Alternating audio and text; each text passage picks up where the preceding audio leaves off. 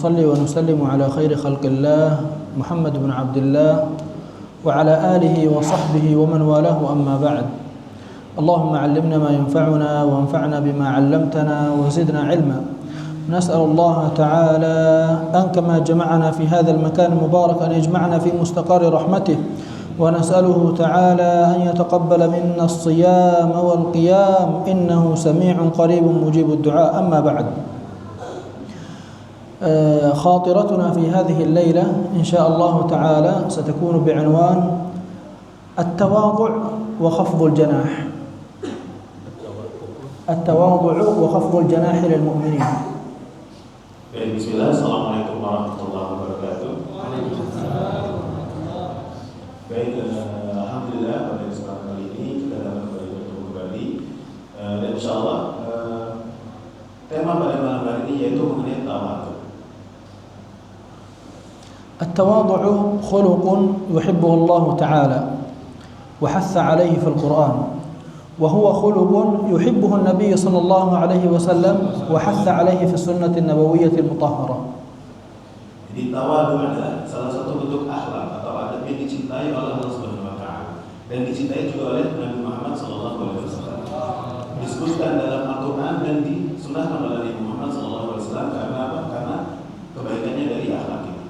يقول الله تعالى في القرآن الكريم: واخفض جناحك للمؤمنين، واخفض جناحك للمؤمنين. ويقول الله في سورة المائدة: أذلة على المؤمنين، أذلة للمؤمنين أعزة على الكافرين. Dan bahkan dalam Al-Quran sudah disebutkan bahwa wakhfid janahaka 'alal mu'minin.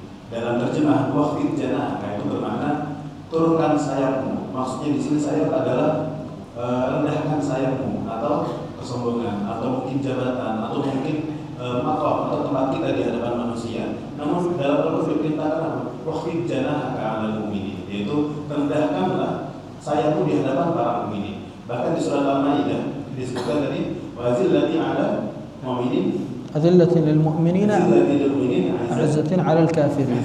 Jadi berlembutlah kamu, berlatihlah kamu kepada mukminin dan beraizah atau berbangga di hadapan atau bertafakhur atau seperti membusungkan dada begitu atau berbangga kamu sebagai seorang mukmin di hadapan orang kafir. وجاء في الحديث النبوي أن من صفات أهل الجنة كل هين لين، كل هين لين كان أقرب إلى الجنة. Bahkan dalam hadis Nabi Muhammad SAW, kullu hayyin layin, jadi barang siapapun yang hidup maka lembutlah. Untuk kullu hayyin layin, bagi barang siapa yang hidup kepada siapapun itu, apapun itu yang hidup maka berlembutlah, mau itu dari manusia atau hewan, berlembutlah. Maka setelah itu apa? Dari hadis itu datanglah kalimat aqrabul jannah, dia lebih dekat dengan surga.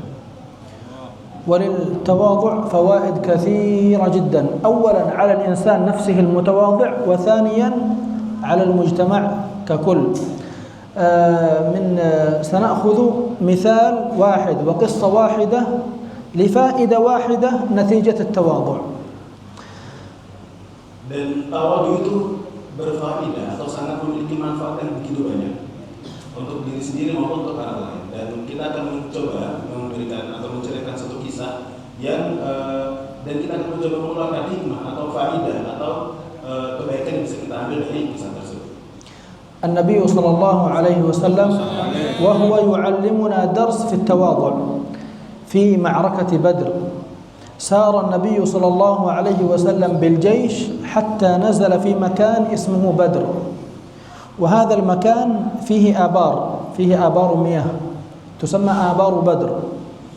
سار النبي بالجيش حتى نزل في تلك المنطقة التي اسمها منطقة بدر، وكان البئر أمام النبي صلى الله عليه وسلم.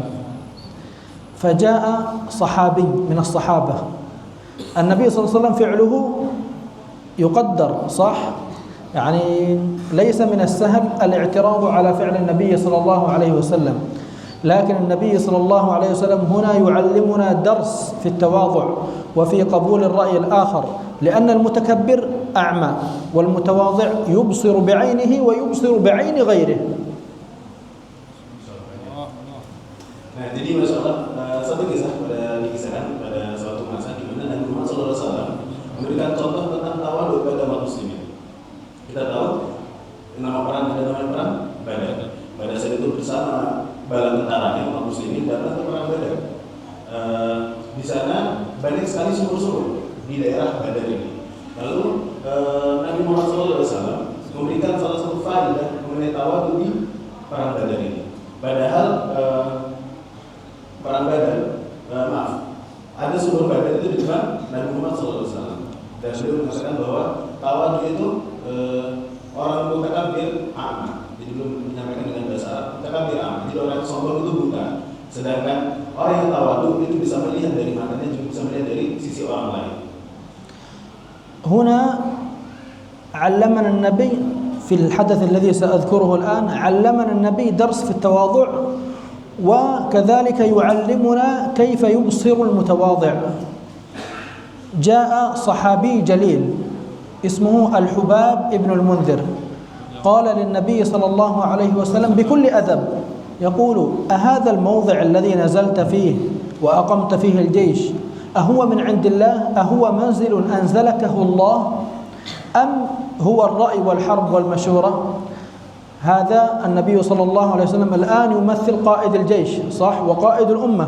انظر كيف يتواضع للرأي وينزل عند رأي ولو كان أصغر القوم، وهذا من صفات المتواضع. فقال النبي صلى الله عليه وسلم: يا حباب، بل هو الرأي والحرب والمشورة، أو هو الرأي والحرب والمكيدة. Baik, di sinilah Nabi Muhammad SAW memberikan contoh bagaimana itu seorang mukmin harus bertawadhu. Jadi kita melihat satu sumur, ada sahabat datang kepada Nabi Muhammad SAW. Lalu sahabat ini bertanya, ya Nabi, apakah ini sumur yang kau memang sengaja berhenti di depannya untuk diminum oleh bala tentara dan untukmu, ataukah ini dari Allah Subhanahu Wa Taala? نعم.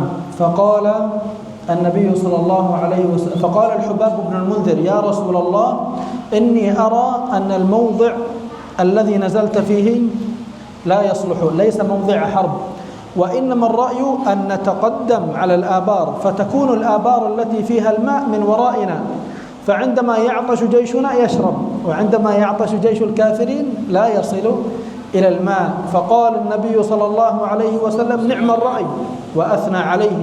وتقدم النبي صلى الله عليه وسلم، وكان هذا الدرس في التواضع، وكانت هذه المشورة سببا في نصر عظيم للمسلمين. Nah, lalu Bukhari bertanya, sumur ini kita gunakan untuk pasukan kita, dan sumur ini letaknya berada di depan pasukan muslimin yang akan berhadapan dengan pasukan kaum kafir. Dan kita tahu pada saat ini Nabi Muhammad SAW itu mengambil makam atau berdiri sebagai siapa? Seorang komandan, seorang pemimpin, seorang presiden, gitu ya. Namun tidak menutup diri atas kritik dari seorang sahabat yang bernama Abu Bakar. Abu Bakar mengkritik Nabi Muhammad SAW dengan, ya Nabi, alangkah lebih baiknya kita maju ke depan.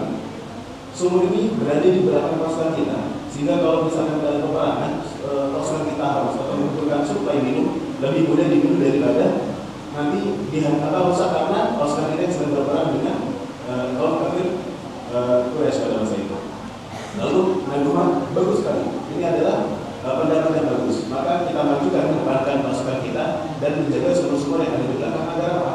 Agar bisa diminum oleh pasukan kita dan sumur ini bisa terus dipakai setelah peperangan. هذا درس واحد من مواقف النبي صلى الله عليه وسلم في التواضع.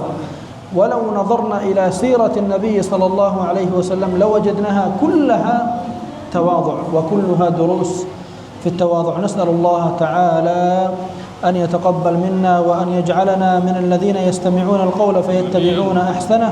وصل اللهم وسلم على سيدنا محمد وعلى آله وصحبه وسلم تسليما كثيرا إلى يوم الدين.